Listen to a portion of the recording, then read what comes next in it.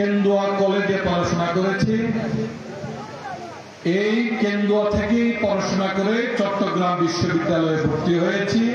ক্যালিফোর্নিয়ার American world university থেকে PhD করেছি।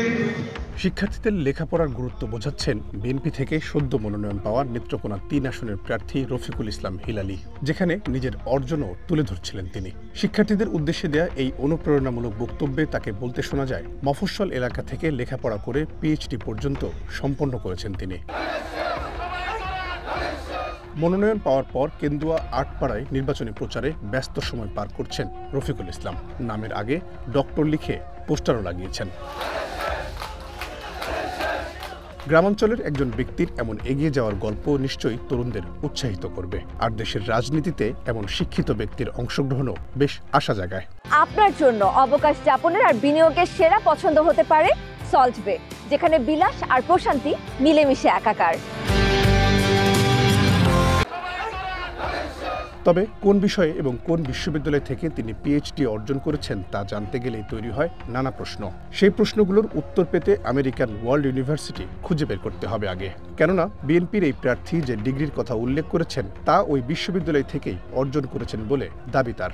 যদিও বিশ্ববিদ্যালয় মঞ্জুরি কমিশন ইউজিসির তালিকায় আমেরিকান ওয়ার্ল্ড ইউনিভার্সিটি নামে কোনো বিশ্ববিদ্যালয় নেই। কখনো এই নামের কোনো বিশ্ববিদ্যালয় ছিল কিনা তা জানতে তথ্য অধিকার আইনে ইউজিসির কাছে আবেদন করা হয়।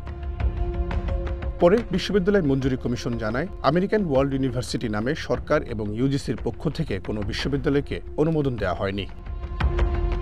চ্যানেল ওয়ানের পক্ষ থেকে এ বিষয়ে জানতে চাইলে এড়িয়ে যান রফিকুল ইসলাম হিলালি। পরে এক খুদে বার্তায় আইনজীবীর মাধ্যমে বক্তব্য দেওয়ার কথা জানান তিনি। তবে কবে কখন এই বক্তব্য দেবেন তা জানাননি।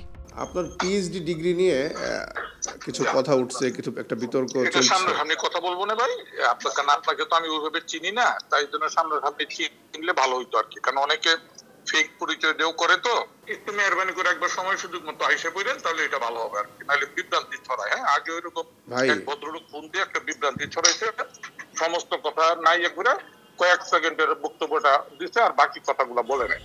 ইউজিসি বলছে, যে নামে বাংলাদেশে কোনো বিশ্ববিদ্যালয়ের অস্তিত্ব নেই সেখান থেকে পিএইচডি সম্পন্ন করার দাবি বেআইনি। এ ধরনের অভিযোগ পেলে ইউজিসির পক্ষ থেকে আইনগত ব্যবস্থা নেয়ার সুযোগ আছে বলে জানান ইউনিভার্সিটি গ্র্যান্ট কমিশনের জনসংযোগ বিভাগের কর্মকর্তা আব্দুল মান্নান।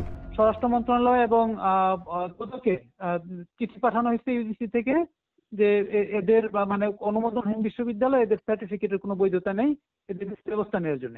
যে বিশ্ববিদ্যালয় অনুমোদন নাই সেটার তো আর কি সার্টিফিকেট তো মানে অনুমোদনহীন বিশ্ববিদ্যালয় সার্টিফিকেট অ্যাকসেপ্টেড হবে না আর কি, অবৈধ, এটা তো বলার অপেক্ষা রাখে না।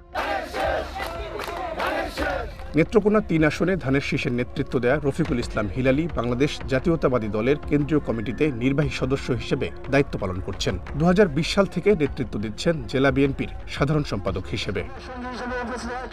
রহিম রুমন, ওয়ান নিউজ, ঢাকা।